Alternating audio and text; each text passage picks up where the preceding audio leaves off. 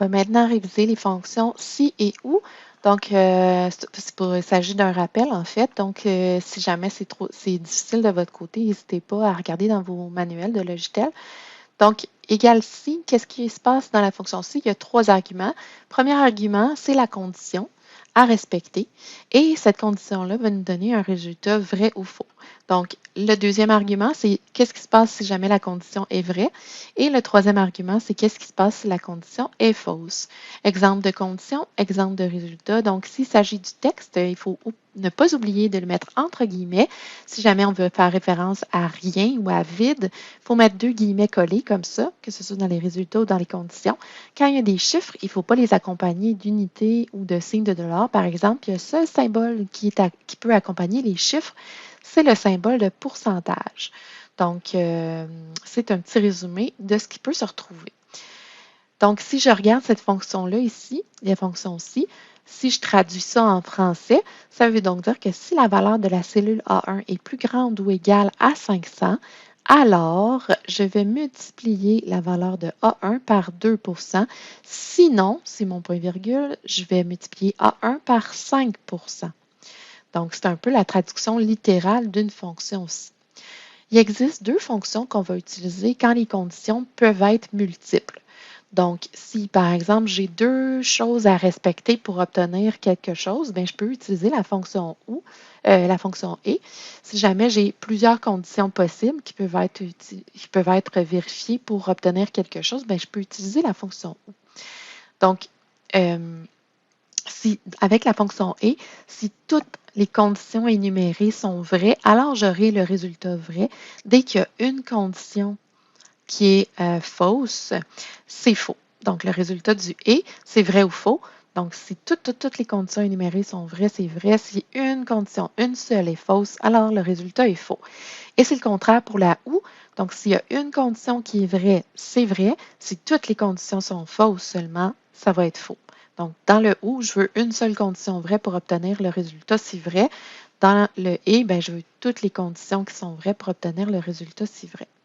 Bien évidemment, si ça donne un vrai et un faux, ce n'est pas très agréable comme résultat, donc on va préférer les imbriquer, les fonctions et la fonction ou, à l'intérieur du si.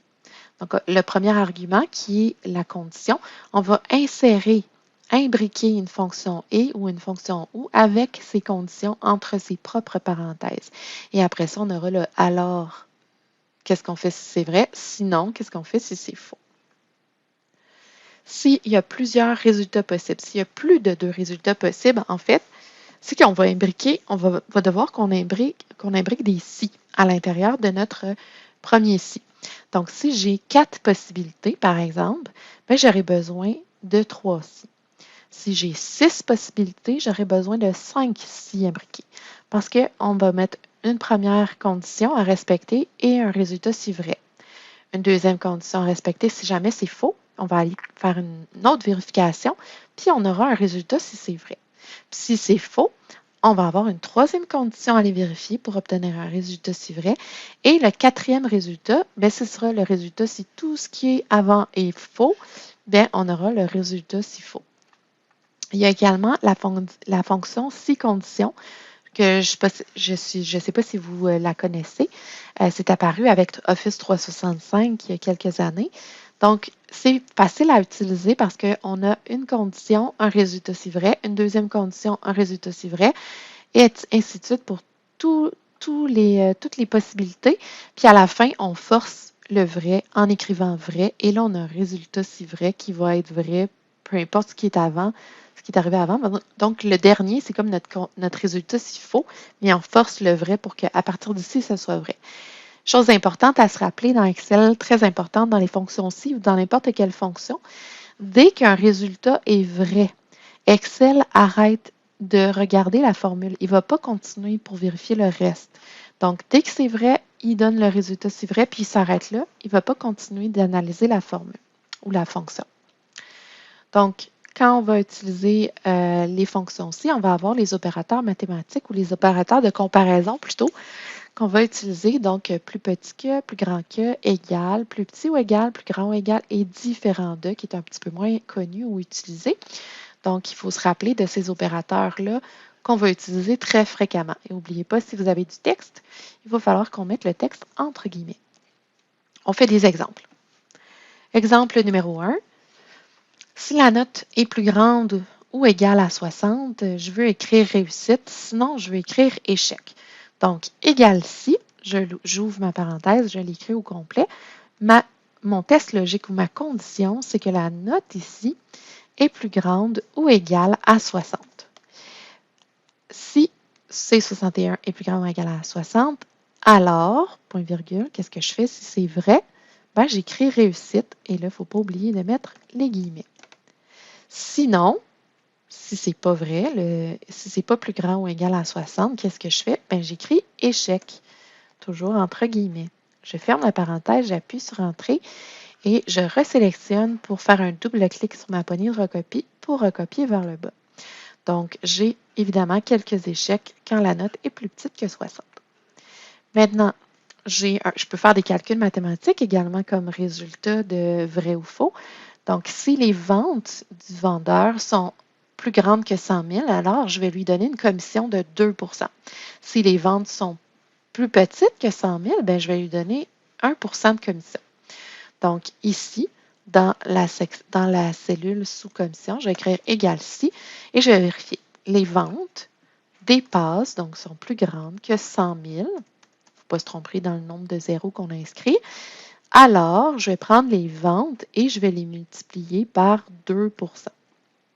Et le 2 %, j'aurais pu l'écrire dans une cellule pour y faire référence, mais dans mon cas, ce n'est pas le cas, donc je vais juste l'écrire.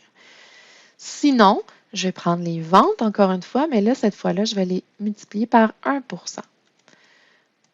Je ferme ma parenthèse, j'appuie sur Entrée. Là, on a un simple problème d'affichage ou de format, c'est-à-dire si c'est en format pourcentage, je vais tout simplement le remettre en format monétaire ou comptabilité et je vais copier ça au reste des employés. J'aurai donc les ventes multipliées par un pourcentage selon la quantité de ventes réalisées. Maintenant, on va vérifier des conditions multiples. On va vérifier comment fonctionne le et le ou. Je vous disais tout à l'heure que ça donne vrai ou faux.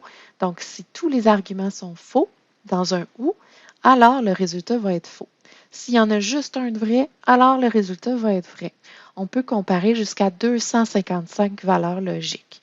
Donc, il y a quand même beaucoup de conditions, mais c'est rare qu'on va se rendre jusqu'à 255. Donc ici, la mise en situation, elle est incomplète, il manque un petit mot. Si la note finale est d'au moins 60 % ou qu'une équivalence a été accordée. Donc, il manque le reste de la phrase. Donc ici, c'est qu'il y a plus que 60 ou alors s'il n'y a pas plus que 60, est-ce qu'on lui a accordé une équivalence? Si oui, ben ça va être une réussite, donc ça va être vrai. Sinon, ben ça va être faux parce que la réussite, elle ne sera pas atteinte. Donc ici, dans réussite, j'écris égal si. Et là, non, c'est vrai, je ne mets pas de si, je mets juste un ou.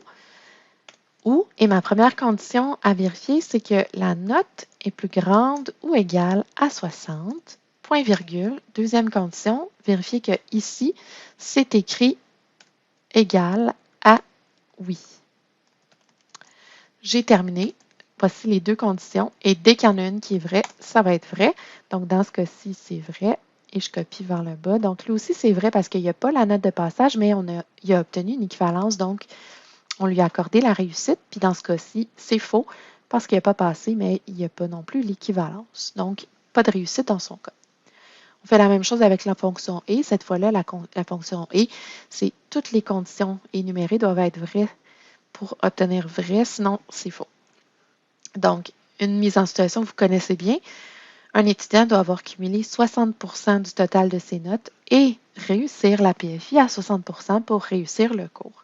Donc, la note totale est inscrite ici dans la colonne totale et la note de la PFI est inscrite ici. Donc, je dois vérifier dans réussite pour obtenir vrai ou faux. Je vais utiliser mon « et » parce que là, les deux conditions doivent être vraies. C'est-à-dire que la note totale doit être plus grand ou égal à 60 et la note de PFI doit également être plus grande ou égale à 60. Voici les deux conditions et les deux doivent être vraies, sinon on ne réussit pas le cours. Donc, j'appuie sur Entrée. Dans ce cas-ci, il n'y a pas réussi et on copie à tout le monde. Donc, on va regarder ceux qui sont en échec.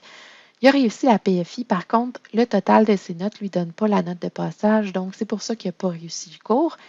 Et dans notre dernier cas ici, la PFI, il y a eu une note de 59, donc, et le total est de 64,1. Donc, parce que la PFI n'a pas été réussie, il y a eu un échec au cours. Maintenant, on va imbriquer un « et » à l'intérieur de notre fonction-ci pour qu'on ait un résultat plus intéressant que juste un vrai ou un faux. Donc ici, ma mise en situation, c'est qu'une prime de 1 500 $ est accordée si l'employé est vendeur. Donc l'emploi ici, si c'est écrit vendeur, et que l'ancienneté est plus grande que 5. Donc les deux conditions doivent être vraies pour avoir le 1 500 $. Sinon, on reçoit 500. On se place dans la cellule E110 et on commence en insérant notre si. Et tout de suite après la première parenthèse, on met notre fonction « et ». Donc, on imbrique un « et » à l'intérieur d'un « si » comme premier argument. Dans la fonction « si », le premier argument, ma condition, on met un « et » et là, on énumère les deux conditions séparées par des points-virgules. L'emploi, c'est égal à vendeur et les majuscules minuscules n'ont pas d'importance. Donc, même si c'est écrit vendeur avec une minuscule, ça va fonctionner quand même. Point virgule, deuxième condition, c'est que l'ancienneté est plus grande que 5. J'ai terminé pour mes conditions. Premier argument terminé. Alors, qu'est-ce que je fais si ça me donne le résultat vrai? Je lui accorde 1 500 $ et sinon, je lui accorde seulement 500 $. Je ferme ma parenthèse, j'appuie sur Entrée pour valider et je copie vers le bas pour obtenir le résultat pour tout le monde. Donc, également, ici, il est vendeur et il y a plus que 5 ans d'ancienneté. C'est pour ça qu'il y a eu le 1500. Mais dans le cas où c'est vrai seulement pour un des deux, ici, il est vendeur. Ici, il y a plus que 500, mais les deux ne sont pas vrais. Donc, il obtient 500 $. Même chose pour ici. Il manque un petit S ici. Donc, c'est une assistante. Donc, même si elle a plus de 5 ans d'ancienneté, elle obtient seulement le 500 $. On fait la même chose, mais cette fois-là, le patron est un peu plus généreux. C'est qu'il va accorder une prime de 1 500 si l'employé est vendeur ou qu'il a plus de 5 ans d'ancienneté, peu importe son poste. Donc, dans tous les autres cas, il va obtenir 500 $. Je me place dans la cellule sous la prime, je mets mon si et je mets mon ou, parce que là, il y a une des deux conditions qui doit être vraie, donc je vais utiliser le ou. Ma première condition, c'est que ce soit un poste ou un emploi de vendeur. Et la deuxième condition, c'est que l'ancienneté soit plus grande que 5. Dès qu'il y en a un des deux qui est vrai, j'aurai le résultat vrai, c'est-à-dire que je vais lui accorder 1500. Sinon, je lui accorde 500. Et là, vous allez voir qu'il y a plus de gens qui vont recevoir le 1500. Il y a un seul employé parce qu'il est assistant, donc pas vendeur, et qu'il n'a pas le 5 ans d'ancienneté demandé, lui reçoit 500 $. Tous les autres reçoivent 1500 $. Maintenant, on va voir la fonction si imbriquée et la fonction si condition. Donc, la fonction imbriquée, comme je le disais tout à l'heure, si on a 4 résultats, bien, on aura besoin de 3 si. Si on a 6 résultats, on aura besoin de 5 si parce que la dernière possibilité, ça va être le résultat si tout le reste avant est faux. Voici la mise en situation. Une prime de 1 500 $ est accordée si l'employé est vendeur. Une prime de 1 000 $ est accordée si l'employé est technicien. Sinon, il reçoit 500 $. J'ai donc 3 possibilités. Donc, j'ai plus de 2 possibilités, 3. J'aurai besoin donc de 2 si imbriqués. Je commence ma fonction avec le si et je vérifie ma première condition pour ma première possibilité. Si l'emploi ici est égal à vendeur, entre guillemets, alors je lui accorde 1 500 $. Point virgule. Si c'est faux, je relance un autre si. Donc, j'ouvre un autre si avec une parenthèse. Le symbole égal, par contre, n'a pas besoin d'être répété. Deuxième chose à vérifier, si l'emploi est égal à technicien, alors je lui donne 1 000 $. Dans tous les autres cas, si c'est faux, j'accorde 500 $. Je ferme la parenthèse de mon deuxième si, je ferme la parenthèse de mon premier si et j'appuie sur Entrée. Je valide et je copie pour tout le monde. Donc, j'ai mes vendeurs qui gagnent 1500, mes techniciens gagnent 1000 $ et l'assistante, qui manque encore un S, gagne 500 $. Je vous montre en dernier la si condition. Si vous préférez cette fonction-là plutôt que les si imbriqués, vous pouvez toujours l'utiliser. C'est la même mise en situation. Une prime de 1500 est accordée pour un vendeur, 1000 $ pour un technicien et 500 $ dans tous les autres cas. J'écris égal si, point, condition, je vais double-cliquer, il ouvre ma parenthèse. Premier test logique, que l'emploi est égal à vendeur. Qu'est-ce que je fais si c'est vrai? J'accorde 1500. Point virgule. Deuxième test, si l'emploi est technicien. Qu'est-ce que je fais si c'est vrai? J'accorde 1000 $. Quelle est l'autre condition? Bien, j'en ai pas d'autre. Dans tous les autres cas, donc si tout ce qui est avant est faux, je force vrai. J'écris vrai, point virgule, et j'écris ce qui se passe. Donc, je vais donner 500 $. Donc, il n'y a pas de résultat s'il faut dans la si condition, c'est que du vrai. C'est pour ça qu'à la fin, le dernier résultat, on écrit vrai pour que ça donne le résultat vrai et on donne ce qu'on fait dans tous les autres cas. Donc, ça fonctionne ici. Mes vendeurs ont 1500, mes techniciens ont 1000 et l'assistante qui manque encore un S, ça doit être parce qu'elle fait beaucoup de fautes de français, qu'elle a juste 500 $ de prime pour cet employeur-là.